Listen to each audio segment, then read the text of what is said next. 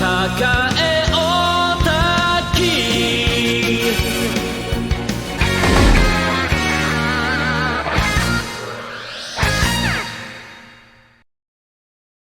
No dia 7 de novembro de 2000, às 16 horas, no distrito de Haiti, Akira Toriyama se encaminhou até a imprensa e revelou seu mais novo projeto, Dragon Ball AF, ou pelo menos era o que os sites e as revistas da época diziam.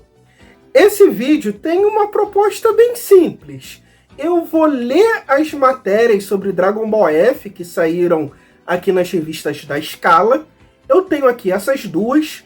Saíram mais essas duas aqui. Uma tem o Goku Super Saiyajin 5 e a outra tem o Goku Super Saiyajin 3. Essas revistas eram a Graphics Infantil, mas eram da mesma editora e até onde eu lembro, elas tinham exatamente essas duas matérias daqui. E lendo essas matérias hoje, mais de 23 anos depois, a gente consegue perceber algumas coisas bem interessantes. Eu vou começar por essa aqui, que é a Comics Magazine, e ela tem o desenho clássico do Goku Super Saiyajin 5, e eu vou ler essa primeira porque ela detalha melhor a saga que foi espalhada por aí como verdade absoluta. Aqui, a princípio, você pode ver o Raditz Super Saiyajin 2, você sabe que é o Raditz Super Saiyajin 2 por conta da história, e essa imagem aqui do Gohan Super Saiyajin 4, tirando óculos, que ficou bem famosa e foi até usada pelo Toyotaro anos mais tarde, quando ele fez o fanzine do Dragon Ball AF.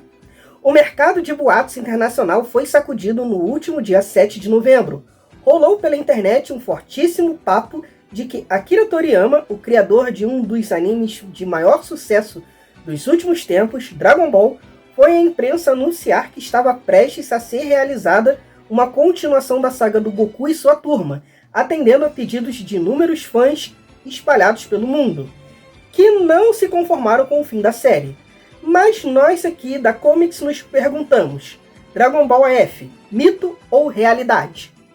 Bom, uma coisa que eu tenho que ressaltar aqui é que nessa época que saiu esses boatos, que foi em novembro de 2000, mas ganhou força mesmo no comecinho de 2001, é uma época pré-Google. Então você não tinha um Google para você procurar de formas fáceis outros sites, sabe? Confirmar isso de maneira melhor.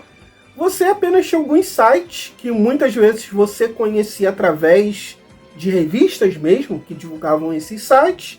Então era meio difícil você procurar com toda certeza se uma notícia era falsa ou não. Segundo informações fidedignas, confia, hein? Confia. Um contrato de milhões com a Toei obrigaria Akira Toriyama a criar uma sequência para o seu mega sucesso. O AF significa Alternative Future, ou After Future, e se passaria num sistema alternativo à natureza comum de Dragon Ball. Logo, não seria um segmento das aventuras anteriores. Ou seja, não é canônico! Continuando as informações, tal série seria produzida primeiro em quadrinhos, o que em parte é verdade, para depois ser transposta para a TV. Isso por exigência da própria Toei, pois Dragon Ball GT não foi lá muito bem das pernas, e por precaução seria melhor testar o mangá primeiro, o que periga acontecer em março próximo. Se a revista vender bem, a série seria produzida mais tardar até 2002.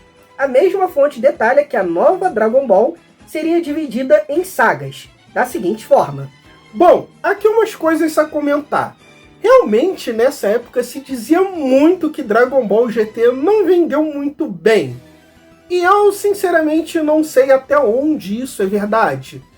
Eu sei que os personagens de Dragon Ball GT acabam não aparecendo tanto em outros jogos, eles acabam ganhando muito menos boneco, muito menos carta, muito menos participação em geral. Eu sei que o público não gosta assim tanto dele. E eu não sei se Dragon Ball GT falhou em dar retorno pra Toei, sabe? Mas eu sei que a série que substituiu ele, que foi o remake de Dr. Slump, realmente trouxe mais dinheiro pra Toei, por mais que não se fale muito disso. E um fato engraçado nessas fake news do Dragon Ball AF é que a gente já tinha aqui todas essas histórias totalmente detalhadas pra você não precisar acompanhar essa porcaria, sabe? Mas o roteiro tava tudo aqui detalhadinho pra você conferir, mas eles iam testar primeiro o mangá, sabe-se lá por quê. A saga de Evil Goku. Goku se funde às 7 esferas e atinge o nível de lendário Saiyajin. O problema é que as esferas se sobrecarregam com a força maligna e forjam uma cópia de Goku, mais parecida com um vulto negro. Os Guerreiros Z se unem novamente contra essa poderosa ameaça. Vegeta pula de Super Saiyajin 3 para Super Saiyajin 4 sem o auxílio da máquina de Bulma. Gohan alcança o nível Super Saiyajin 4, Goten e Trunks passam por um processo de fusão e nasce Gotenks, também de nível Super Saiyajin 4. Milhares de pessoas são mortas numa batalha sanguinária. Evil Goku é o que há de mais perverso no cosmos, mas o verdadeiro Goku não perdoa quando o vê tirando a vida de um bebê, e chega ao inédito nível Super Saiyajin 5. A batalha maior é travada entre os dois maiores seres de todo o universo, Goku e Goku, né? A sorte de todas as galáxias está lançada, enquanto os Guerreiros Z defrontam-se com todos os vilões vindos do inferno, inclusive uma fusão entre Frieza, Cooler e Raditz, no nível Super Saiyajin 2. Juntando as duas mãos, Goku aplica um Choke Kamehameha com uma das mãos e uma Genkidama com a outra, lançando um raio poderoso cuja luz pode ser notada em todo o universo. Tal luz é o resultado de toda a bondade existente, o suficiente para dizimar Evil Goku e as esferas malignas. Bem, aqui alguns comentários. Essa ideia de um Goku maligno perpetuou a cabeça do fã de Dragon Ball desde que o Raditz apareceu. Desde que o Raditz veio à Terra e disse que o Goku veio pra cá pra dominar o planeta e que ele havia batido a cabeça e tinha ficado bonzinho, se criou nesse imaginário do fã de Dragon Ball como seria se o Goku se tornasse mal. Isso gerou aquele terceiro filme, que é o filme do Thales, ou Turtle, sei lá. É que a dublagem ficou Thales, eu gosto de chamar ele de Thales mesmo. E isso não bastou, sabe? Teve esse boato do Dragon Ball AF, que foi utilizado depois pelo Toyotaro, lá naquele fanzine dele do Dragon Ball AF, que eu já comentei, e virou o Black Goku na mão do próprio Toyotaro, porque essa ideia de um Goku maligno é muito querida pelos fãs, sei lá por quê. Existe aí uma pancadaria de fanzine mostrando Goku batendo de novo a cabeça e ficando maligno. Não é como se ele já não tivesse sido espancado pela cabeça várias vezes, e o que torna ele bom é a convivência aqui no planeta Terra, né? Mas o pessoal gosta de insistir com isso. E, bem, eu acho uma ideia boba, mas é uma ideia que vendeu e vende muito bem. Ainda sobre a saga, esse lance do Goku se fundir às esferas do dragão e elas serem malignas é um reaproveitamento da saga dos dragões malignos, a última fase do GT, e esse lance dos guerreiros mortos vindos do inferno é o reaproveitamento do filme do Janemba, que os Guerreiros Z enfrentam novamente vários vilões já derrotados. Isso também acontece naquele especial de videogame. E também aconteceu na saga do Super 17. É uma coisa que tá no imaginário das pessoas, as pessoas querem ver de volta ali vários vilões se juntando novamente, mas é aquilo, né? Deixaram pra lá. Saga de Karate. Impressionados com o poderio de Goku, Vegeta e os outros Guerreiros Z decidem rumar para outros planetas. Goku opta por acompanhá-los. Resultado, a Terra fica completamente desprotegida. Ao retornar após um ano, deparam-se com o nosso planeta quase que inteiramente devastado. Porque não tinha Sr. Kaiô pra avisar, né? Puta que pariu. Porém, o início da destruição se deu há pouco tempo. Divino Demônio é o significado do nome Karate, um ser dos confins do infinito, que está destruindo a Terra, justamente com o intuito de atrair os guerreiros. Os Super Saiyajin 4 decidem enfrentá-lo. Karate tem 5 asseclas nomeados como Cavaleiros do Diabo, na mais antiga mitologia japonesa. Calipsto, que é confrontado por Vegeta. Haki é o oponente para Gohan. Genki enfrenta Goten. Shank é contra Trunks. E por fim, Runk, um vilão que dá trabalho, já que Goten e Trunks são obrigados a se fundirem de novo, enquanto Vegeta e Gohan esgotam os seus poderes nele. Bem, aqui para começar tem um erro básico. Esses nomes não parecem nomes dados pelo Akira Toriyama, já que ele gosta muito de brincar principalmente com o nome de alimentos escrito de forma um pouco diferente, meio que errado, e nem ferrando que esses nomes aqui são de demônios japoneses. Gotenks lança o golpe Hyper Smash Crash contra o inimigo. Entremente, Goku persegue Karate até seu planeta de origem e prepara-se para enfrentá-lo de homem para homem, de Saiyajin para demônio, mas o vilão guarda segredos. Numa primeira transformação, sua derrota é iminente. Na segunda, também, mas na terceira, devido à alta velocidade e força descomunal, nosso herói é obrigado a evoluir para Super Saiyajin 4, e ainda assim sua vitória é complicada, deixando seu oponente às portas da morte. Goku prepara-se para deixar o planeta. O que ele não contava é que Karate transmuta-se pela 4ª vez, e num gigante todo-poderoso. É a hora do universo tremer de novo, com o Super Saiyajin 5. Uma batalha de titãs é travada por horas a fio, cujo ponto culminante é uma explosão espetacular de tal impacto que os obriga a desfechar o embate em outro universo. O Ki de Goku é de certa forma infinito, o de Karate não. Humilhado, o monstro tenta um ataque final, mas é destruído. Na Terra rola maior festão nas instalações da Capsula Corporation. Intrigados, os guerreiros Z vão investigar de onde provém emanações de um Ki mais que superior. E claro, é Goku, sem limites para seu inimaginável poder. Bom, outra coisa interessante sobre essa família de demônios que enfrenta os Guerreiros Z é que essa ideia também já foi aproveitada, mas na linha temporal dos jogos Dragon Ball Heroes, que lá tem uma família de demônios que eles são parentes do Dabura, que eles vêm enfrentar os Guerreiros Z, e é meio que parecido com isso aqui. Caso você não saiba, os jogos Xenoverse também fazem parte da linha cronológica do Dragon Ball Heroes. Tsukino Dankai. Tal título significa não há limite. Esse é o grito que Goku emite na última cena desta nova saga. Seria verdade? Não há limites para esses Super Saiyajins e suas séries intermináveis? Existem sites na rede que juram já existir níveis de Super Saiyajin 6 e Super Saiyajin 7. Só o tempo vai dizer. Parceiro, nessa época eu vi até o Super Saiyajin 100. A seguir, uma tabelinha com nível de força, em graus cósmicos, é lógico, dos principais personagens dessa duvidosa saga. Comparem e façam as suas apostas. Eu não vou ler isso, gente. O fim, realmente, como disse o título, Dragon Ball AF, mito ou a realidade, a Comics descobriu é com a morte de Akira Toriyama, noticiada recentemente. Mito, meninos. Puro mito.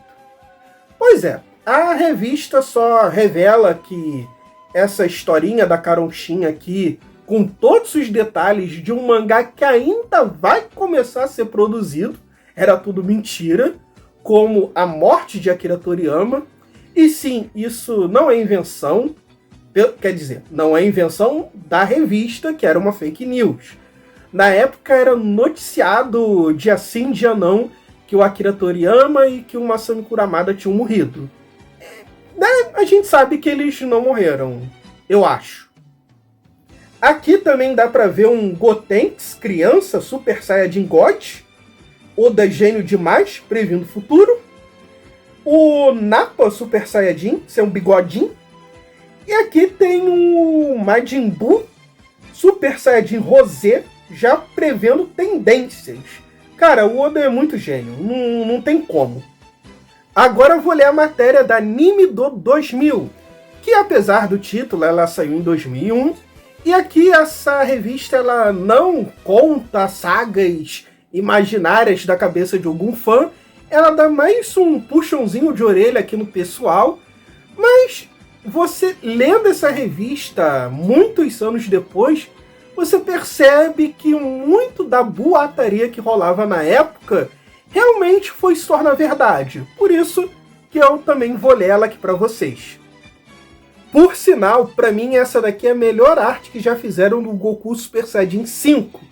Eu sei que o artista que fez essa arte teve alguns problemas jurídicos, teve várias dores de cabeça, e que até hoje ele tem, porque um monte de gente vende boneco pirata do Goku Super Saiyajin 5 e ele pede pro pessoal não comprar. Mas, sinceramente, eu gostei tanto dessa fake news na época que eu acabaria comprando.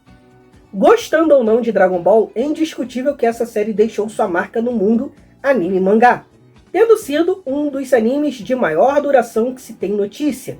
10 anos de telinha não é para qualquer um. Que dirá Sazé-san, hein? A história de Goku e companhia rendeu um volume absurdo de cacarecos com sua imagem, várias séries de videogame, toneladas de brinquedos, além de ter angariado uma legião incontável de fãs ao longo dos anos, que certamente continuarão a cultuar a criação de Akira Toriyama ainda por muito tempo. Infelizmente, todo esse movimento em torno da série também deu margem para que Dragon Ball recebesse, após seu término, uma desagradável distinção: a entrada no seleto grupo de animes que foram alvo de boateiros profissionais, manipulando imagens e plantando notícias falsas. Essas pessoas se tornaram responsáveis pelo que se tornou, até agora, o mais conhecido boato fabricado sobre a continuação de uma série, a picaretagem chamada Dragon Ball AF. Ou seja, por culpa do Léo Dias e do Carluxo, Dragon Ball AF continua sendo o maior boato já feito sobre um anime. Uma coisa muito divertida sobre Dragon Ball AF é que, dada a quantidade de boatos conflitantes sobre como a suposta série seria, os fãs do anime podem até escolher sua versão preferida, começando pelo título, já que AF rendeu um sem número de possíveis significados: Alternate Fusion, All-Fusion, Alternate Future, Fetter Future, Adventure Fake, que é minha favorita. São apenas alguns dos mais conhecidos, e se nenhum deles te agradar, sem problema, você é livre para inventar o seu. Eu chamo de Dragon Ball Augusto e Fernando. O roteiro também não fica atrás, oferecendo pelo menos 3 diferentes opções. A mais simplória afirma que Dragon Ball AF, a Fetter Future, segundo essa versão, retomaria a história de Dragon Ball no ponto em que a fase GT parou, contando as aventuras de Goku Jr., Vegeta Jr. e sua irmã Vaiki. Continuando aquele especial lá do Goku Jr., Vaiki também não é um nome que o Akira Toriyama daria a um personagem seu de Dragon Ball, mas essa daqui era mais convincente. Outra versão mais elaborada começaria com o surgimento de um gêmeo maligno de Goku, com o mesmo nível de poder do Saiyajin, acompanhado por vilões conhecidos fortalecidos por novos poderes, Freeza e Cooler fundidos, Raditz com o Super Saiyajin. Essa é aquela que a gente leu na outra revista. E a ideia da divisão de Goku deve ter algum apelo entre seus fãs, porque há ainda outra versão que também parte dessa ideia, mas com a diferença de que o clone de Goku não seria maligno, apenas incompreendido, e até se juntaria aos Guerreiros Z para enfrentar o verdadeiro vilão da história. Algo bem parecido aconteceu com isso no anime do Dragon Ball Heroes, hein? O mais engraçado, para não dizer ridículo, sobre esses roteiros é que, embora todos os boatos concordem que a série ainda estaria para ser lançada, as descrições disponíveis por si contam a história do começo ao fim, como se Dragon Ball AF fosse um anime que todo mundo já assistiu. Aliás, Dragon Ball AF não foi a primeira vez que Akira Toriyama esteve às voltas de uma enxurrada de boato. Já houve uma época em que volta e meia aparecia a notícia da sua morte, das mais variadas formas: doença, acidente de carro, queda de avião, é até questão de verificar quem morreu mais vezes, Toriyama ou Goku. Um fato curioso é que vários autores de mangás são proibidos de andar de avião com medo que o Japão tem de quedas de avião. Por isso que esses autores mais famosos, como Akira Toriyama, nunca foram para alguma convenção nos Estados Unidos ou mesmo aqui no Brasil. Portanto, se um dia o autor de Dragon Ball o empacotar mesmo e ninguém levar a sério, vocês já sabem o porquê. Sem ofender a esperteza de ninguém, o boato de Dragon Ball F nunca teve muito onde se sustentar. Nenhum site de anime mais sério deu bola para a história, e bastava dar uma fuçada nas fontes mais confiáveis para descobrir que não havia absolutamente nenhuma menção a uma continuação da saga de Goku. Lembrando que nessa época não existia Google e não era tão fácil assim de verificar essas fontes mais confiáveis, mas só de você verificar que a história estava toda detalhada já dava sinal que isso só podia ser mentira. Mas se assim, como pode uma notícia de um comunicado oficial, cuja fonte nem sequer é mencionada, confirmada por imagens no mínimo suspeitas e no máximo claramente adulteradas, ter sido aceita como verdadeira por tanta gente por tanto tempo? Uma das principais causas, curiosamente, são os milhares de fãs de Dragon Ball espalhados pelo mundo. Sem sua disposição em acreditar e divulgar os rumores sobre uma nova continuação de sua série favorita, Dragon Ball F nunca teria ido tão longe. Some-se a isso o interesse de boateiros profissionais que, sem nada mais o que fazer, fabricam rumores desse tipo apenas pelo prazer de enganar os outros. Foram essas pessoas que forjaram informações e imagens da série, deram a Dragon Ball F o mínimo de credibilidade necessária para que o boato continuasse a crescer e se espalhar.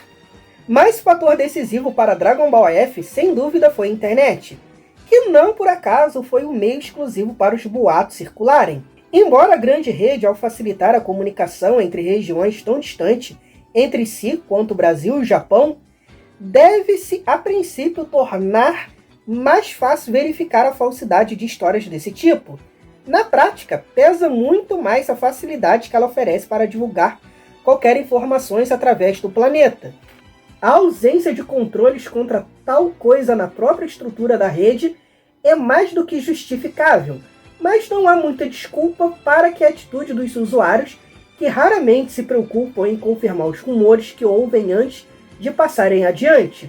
Com essa mistura de credulidade, má-fé e tecnologia, não impressiona que Dragon Ball AF tenha ido tão longe. Nossa, o cara tá em 2001 falando de regulamentação da internet e indo contra as fake news. Mas com certeza, quando a gente estiver lá para 2015, a gente vai estar sabendo fazer isso e ninguém mais vai estar caindo em historinha inventada por portal de notícia e nem por político. Isso daí você pode ter certeza. Dragon Ball não foi a única série que teve que amargar boatos sobre uma continuação inexistente, circulando entre os fãs. Antes e depois de Dragon Ball AF, episódios semelhantes aconteceram com outras séries, com diferentes níveis de refinação e sucesso. Uma das mais conhecidas e reincidente entre nós brasileiros é o já famoso boato da saga de Hades. Volta e meia ressurgem rumores de que essa última fase dos Cavaleiros do Zodíaco, retratada apenas nos mangás, seria finalmente transformada em anime pela Toei. Os boatos são agravados pelo fato de que realmente houve um certo momento interesse de fazer a série, chegando inclusive a produzir um CD e algum material promocional. Mas como hoje em dia Cavaleiros do Zodíaco já não é a série favorita dos brasileiros, esses rumores perderam a força. A única novidade relativa aos Cavaleiros, além do lançamento do mangá pela Conrad, é claro, é a intenção de relançarem o anime aqui no Brasil em 2002, numa emissora ainda não determinada. Mas bastou falarem de Cavaleiros do Zodíaco ia voltar e pumba! Apareceu aqui e ali mais boatos sobre a saga de Hades. Pois é, gente, a saga de Hades não vai sair. Esquece isso. Isso aí é só boato. Teve realmente um CD que saiu ali na década de 90 pela Toei, mas a saga de Hades não vai existir. Cavaleiros do Zodíaco tá morto e enterrado. Tá, a gente sabe que em 2002 a saga de Hades foi de fato lançada e provavelmente quando essa revista foi lançada em 2001, a saga de Hades já estava sendo produzida. E a revista não tem culpa de não saber disso. Inclusive, na mesma época, só que alguns meses mais pra frente, o Masami Kuramada tinha dado uma entrevista para a revista Henshin, e lá eles perguntam sobre a saga de Hades. Ele fala que não, que o anime não vai mesmo adaptar a série, por mais que a série fosse sair alguns meses depois, mas estava em segredo, né? E sobre a série ser lançada de novo na TV aberta, num canal não determinado, isso de fato aconteceu. A série do Cavaleiros do Zodíaco em 2002 ela foi oferecida pela distribuidora Da Licença. Sim, é esse o nome da distribuidora, Da Licença. Ela ofereceu a licença para Cartoon Network e para Globo. A Globo tinha prioridade de negociação. E a Globo, de fato, adquiriu o produto. Só que quando ela foi ver o material e viu que não dava para passar nas manhãs, ela preferiu engavetar e não passar aquilo. Tanto que Cavaleiros do Zodíaco só foi passar na TV aberta em 2004, lá naquele programa com a Kelly Key, que era horrível, e que no dia da gravação desse vídeo tá fazendo 20 anos, o que para mim é assustador, porque eu lembro disso como se não fizesse tanto tempo assim. Mas bom, foi isso que aconteceu e relendo isso hoje, sou engraçado. Outro anime que não escapou foi, por incrível que pareça, Evangelion, quando uma reedição dos filmes, chamada Evangelion Revival, deu margem a boatos sobre uma continuação chamada Evangelion R. Novamente, os rumores não foram muito longe, dessa vez por uma feliz ou infeliz, dependendo do ponto de vista, coincidência. Uma das mais famosas fanfics de Evangelho, que se propõe justamente a ser uma continuação do anime, também se chama Evangelho R. Com isso, a maioria dos fãs acreditou que o caso fosse apenas uma confusão cometida sem mais intenções, e não deu muita bola para o assunto. Bom, nessa época eu não lia fanfic e eu nem tinha acesso à internet, na verdade. Tinha muito pouco, e o pouco que tinha era para baixar anime no Emule na casa de um amigo que tinha um 486. E eu nunca ouvi falar dessa fanfic, mas pelo pouco que eu sei, tá? Pelo pouco que eu sei, eu devo estar totalmente errado. Mas tem uma light novel chamada Evangelho Anima, que começou a sair em 2007, foi concluída em 2015, se eu não me engano, e que você encontra ela totalmente em português, aí nesses sites da vida, que pelo que eu vi falar, ela é um aperfeiçoamento dessa fanfic, que desconsidera que aconteceu a instrumentalização humana lá no filme, ou então no episódio 25 e 26 da série, e o Shinji Ikari se torna um novo líder da NERV no lugar do seu pai, o Gendo Hikari. Eu acho uma light novel bem interessante. Qualquer dia eu falo aí desses spin-offs do Evangelion, apesar que eu queria comentar toda a série. Mas quando eu fizer isso, eu vou ter que fazer episódio por episódio. E que tal um boato que ainda não se sabe se é verdade ou invenção? De uns tempos pra cá, tem havido rumores de uma conta de que Naoko Takeuchi voltaria a fazer Sailor Moon, possivelmente porque nenhum de seus mangás posteriores se emplacou. Ainda não há um consenso sobre o que seria essa nova série, Um remake, uma nova série passada em Cristal Tóquio ou uma crônica dos tempos no Milênio de Prata? E apesar das expectativas de alguns e ceticismo de outros, nenhum tipo de confirmação ou desmentido da sua existência alcançou o público ainda. É esperar para ver. Sobre Sailor Moon, tem algumas coisas interessantes aqui. Apesar da gente, brasileiro, ter esse imaginário que a Naoko Takeuchi não emplacou mais nenhum sucesso, isso não é uma verdade absoluta. Ela chegou sim a ter alguns mangás com algum tipo de sucesso, mas esses mangás nunca ganharam o Ocidente, principalmente porque um deles que estava fazendo mais sucesso e meio que já tinha um anime aí programado para sair, acabou não acontecendo porque ela ficou muito puta e caiu em depressão, porque na época ela estava grávida do Shihiro Togashi, sim, o autor de Yu Yu Hakusho e Hunter vs Hunter, e ela sofreu um acidente de carro e perdeu o bebê por conta de negligência médica. Então ela entrou em depressão, cancelou o mangá, não deixou o mangá nunca mais ser republicado, não quis saber da adaptação do anime. Então a gente tem esse imaginário. Tem outro mangá também dela contando a vida dela e do Shihiro Togashi, que também nunca saiu por aqui, e que lá no Japão vendeu bem. Mas provavelmente o que estava rolando os boatos isso aqui mesmo, e que com certeza já estava tudo acertado antes desse acidente da Naoko Takeuchi, era o live action de Sailor Moon, que saiu em 2003. E apesar do pessoal achar que é tosco pra caramba, cara, é uma adaptação muito boa. É quase tão boa ou melhor do que a versão do anime, na primeira temporada. Eu diria que tá pau a pau. Se toda novidade vaga e de fonte imprecisa envolvendo animes fosse a armação, seria fácil não cair nas lorotas. Acontece que nem sempre é assim.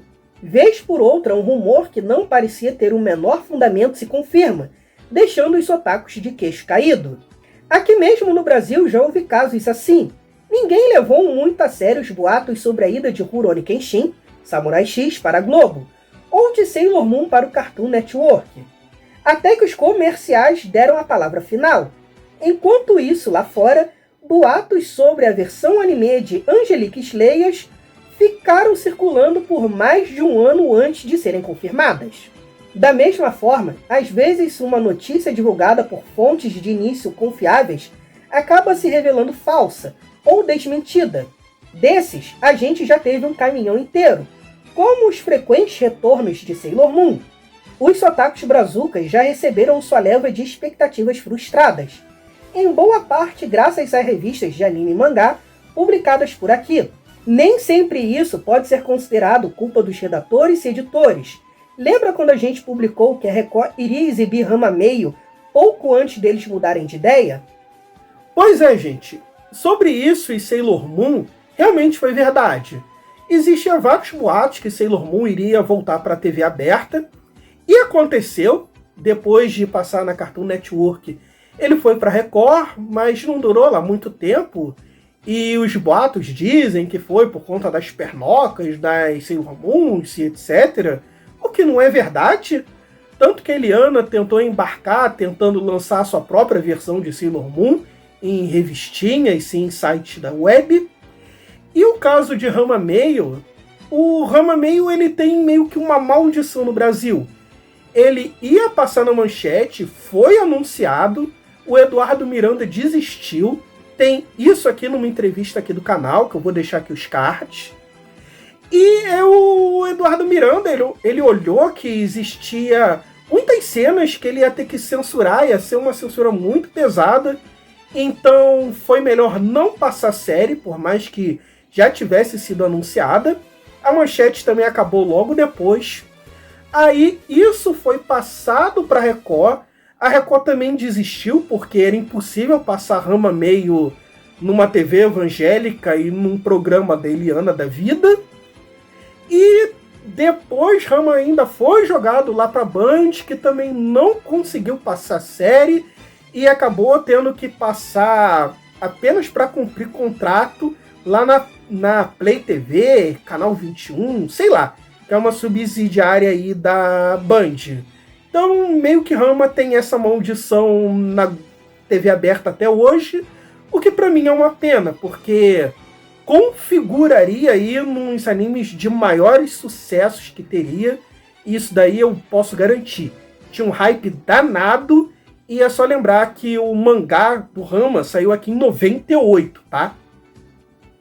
Mas já houve casos de profissionais do ramo que publicavam que bem entendiam, protegidos pela distância geográfica e linguística entre Brasil e Japão, que se torna impossível para grande parte do público confirmar o que lê. Será, hein? Será que isso existia antigamente, hein? Vocês não fazem ideia, gente. E o que dizer de acontecimentos reais que, seja por desinteresse dos fãs ou interesse dos envolvidos, nunca chegam a ganhar muita evidência? Um exemplo clássico aconteceu com a Gainax. A empresa foi pega sonegando impostos devido pelo lucro de Evangelho. Empregados seus foram em cana, e muito pouco se falou sobre o assunto entre os fãs.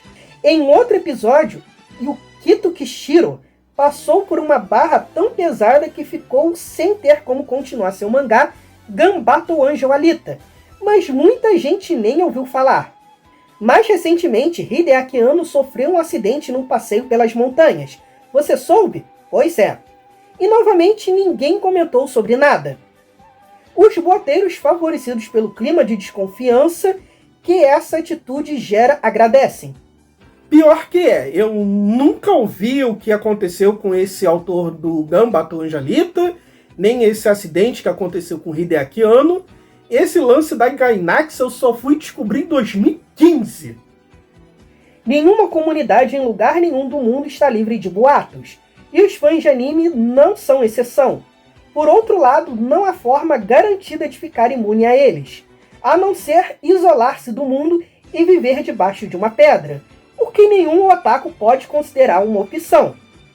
Mas se não há meio de evitar boatos, há muito que as pessoas podem fazer para impedir que eles se espalhem sem controle. A próxima vez que você ouvir uma notícia que pareça de qualquer forma suspeita, experimente verificar sua fonte antes de passá-la para frente. Se você a leu na internet em uma webpage, envie um e-mail ao webmaster. Se ouviu ou leu em algum e-mail de alguém, pergunte a essa pessoa. Respostas vagas como ouvi por aí, um amigo meu que tem uma tia que conhece um cara que foi para o Japão, ou mesmo respostas nenhuma, são fortes argumentos contra a validade da informação. E mesmo que a notícia pareça confiável, ou se você não puder determinar a fonte, mas quiser divulgá-la mesmo assim, sempre mencione quem você ouviu aquela informação. Se você sabe de qualquer coisa que poderia ser um argumento contra a validade dela, o autor nunca aceitaria fazer outra continuação dessa série. Ele já estava implorando para parar há mais de um ano. Mencione isso também. No mais, tenha senso crítico. Muitos dos boatos que circulam tanto pela internet quanto entre os otakus jamais durariam tanto se as pessoas refletissem sobre o que leem ou ouvem, ao invés de simplesmente repetir o que recebem.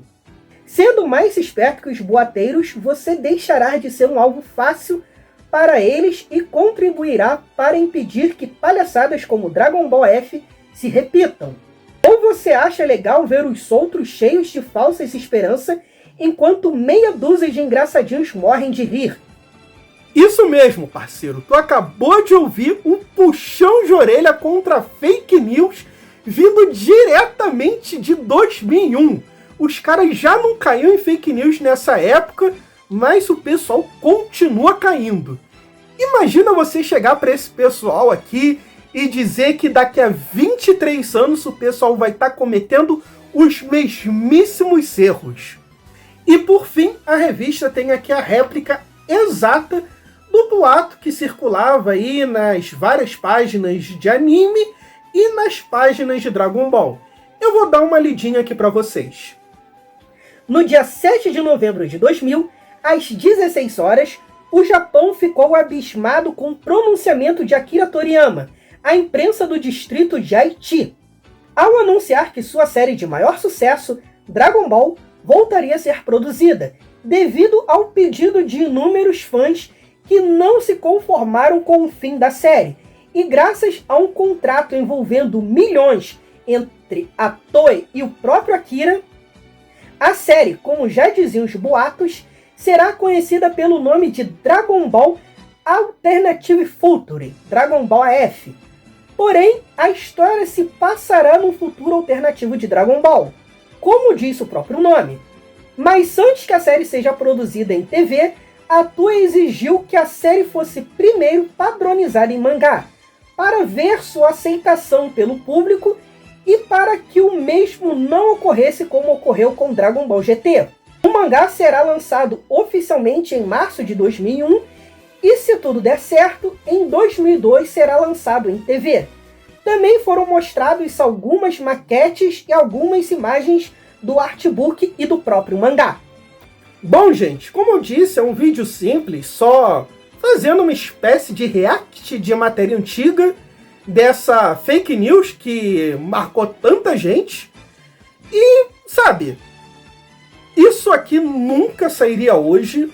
É impensável isso aqui ter saído na época, foi oportunismo puro e só saiu nas revistas da editora Scala, nunca saiu nas da editora Conrad, como por exemplo a revista Herói 2000, que também saía na época, muito provavelmente porque eles estavam começando a lançar o mangá de Dragon Ball, tanto que nessa Comics Magazine aqui eles fazem meio que a propaganda dos 4 primeiros volumes, e é isso aqui jamais sairia hoje, e o que me motivou a fazer esse vídeo é que eu vi que sites em espanhol, eu não verifiquei que país era, sacaneia muito a gente por ter lançado 4 revistas sobre isso aqui. E foi merecido, né? Bom, espero que tenham gostado. Se vocês querem mais conteúdos desse tipo, deixa aí nos comentários, porque tem muita matéria esquisita aí do passado, mas não sei se tem público para isso aqui no YouTube. Mas se vocês quiserem, eu faço. Bom, gente, é isso. Não deixem de mandar esse vídeo para 5 pessoas na Esquema de Pirâmide. É marketing multinível.